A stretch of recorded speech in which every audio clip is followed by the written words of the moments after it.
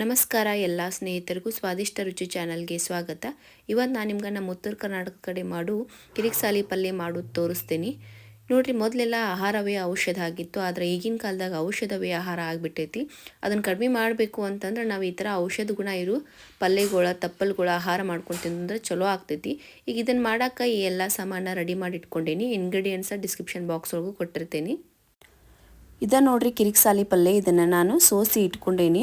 ಸೋಸ್ಕೊಳ್ಳೋ ಮುಂದೆ ಬರೀ ಎಲೆ ಸೋಸ್ಕೊಳ್ಳೋಂಗಿಲ್ಲ, ಈ ರೀತಿ ಕಡ್ಡಿನೂ ಸೋಸ್ಕೋಬೇಕು. ಯಾಕಂದ್ರೆ ಇದ್ರಾಗ ಇರ್ತೈತೆ ಮೇನ್ ಔಷಧ ಅಂತಂದ್ರೆ.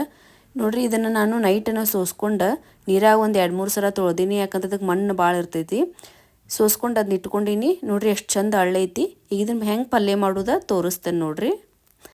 ಒಲೆ ಮ್ಯಾಗ ಒಂದು ಬಾಳ್ಗೆ ಇಟ್ಕೊಂಡು 3 ಟೇಬಲ್ ಸ್ಪೂನ್ ಎಣ್ಣೆ ಹಾಕೋತೀನಿ. ಎಣ್ಣೆ ಕಾದ್ಮೇಲೆ ಅದಕ್ಕೆ ಜೀರಿಗೆ ಹಾಕೋತೀನಿ. ಇಲ್ಲಿನ 2 ಗಡ್ಡಿ ಬೆಳ್ಳುಳ್ಳಿ ಸುಲಿದು ಇಟ್ಕೊಂಡೀನಿ. ಸ್ವಲ್ಪ ಅವಳ ಜವಳ ಜಜ್ಕೊಂಡು ಹಾಕ್ಕೋತೀನಿ. ಒಂದು 10 ಕರಿಬೇವು ಎಲೆ ಹಾಕ್ಕೋತೀನಿ. ಹಾಕ್ಕೊಂಡು ಸ್ವಲ್ಪ ಎಣ್ಣೆಯಾಗೆ ಎಲ್ಲನೂ ಚಂದಾಗ ಕರ್ಕೋಬೇಕು. ನೋಡ್ರಿ, ಈಗ ಕರ್ದಾವು. ಈಗ ಇದಕ್ಕೆ 2 ಮೀಡಿಯಮ್ ಸೈಜ್ ಉಳ್ಳಾಗಡ್ಡಿ ಹೆಚ್ಚಿಟ್ಕೊಂಡೀನಿ, ಅವನು ಹಾಕೋತೀನಿ. ನೋಡ್ರಿ, ಕಿರಿಕ್ಸಾಲಿ ಪಲ್ಯಕ್ಕೆ ಎಷ್ಟು ಉಳ್ಳಾಗಡ್ಡಿ ಹಾಕೋತಾರೆ ಅಷ್ಟು ರುಚಿ ಕೊಡ್ತೈತಿ. ಬೆಳ್ಳುಳ್ಳಿನೂ ಹಾಕೋಬೇಕು, ಉಳ್ಳಾಗಡ್ಡಿನೂ ಹಾಕೋಬೇಕು. ಈಗ ಇದಕ್ಕೆ 1 ಚಿಟಿಕೆ ಅರಿಶಿನ ಹಾಕೋತೀನಿ. ಎಣ್ಣೆಗೆಲ್ಲ ಚಂದಾಗ ಮಿಕ್ಸ್ ಮಾಡ್ಕೋಬೇಕು.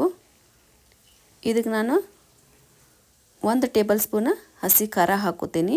ಇದನ್ನು ಎಣ್ಣೆಗ ಚಂದಾಗ ಮಿಕ್ಸ್ ಮಾಡ್ಕೋತೀನಿ. ಬೇಕಂದ್ರೆ ನೀವು ಒಣ ಖಾರನೂ ಹಾಕ್ಕೋಬೋದು.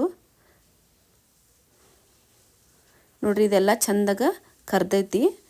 ಈಗ ಇದಕ್ಕೆ ಇಟ್ಕೊಂಡು ಕಿರಿಕ್ಸಾಲಿ ಪಲ್ಯ ಹಾಕ್ಕೋಬೇಕು. ಇದನ್ನು ಸ್ವಲ್ಪ ಸ್ವಲ್ಪ ಹಾಕ್ಕೊಂತ ಹೋಗ್ಬೇಕು. ಯಾಕಂದ್ರೆ ಒಮ್ಮೆ ಹಾಕಿದಂದ್ರೆ ತುಂಬದಂಗೆ ಅನಿಸ್ತೈತಿ.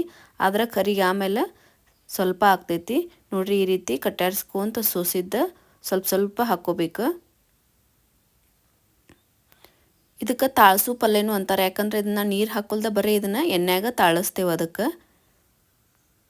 ಈಗ ಇದಕ್ಕೆ ರುಚಿಗೆ ತಕ್ಕಷ್ಟು ಉಪ್ಪು ಹಾಕೋತೀನಿ. ಉಪ್ಪು ಹಾಕ್ಕೊಂಡು ಎಲ್ಲ ಚಂದಾಗ ಮಿಕ್ಸ್ ಮಾಡ್ಕೋತೀನಿ. ಮಿಕ್ಸ್ ಮಾಡಿ ಒಂದು 5 ನಿಮಿಷ ಇದನ್ನು ಬೇಯಿಸ್ಕೋತೀನಿ ಬಾಯಿ ಮುಚ್ಚೆ.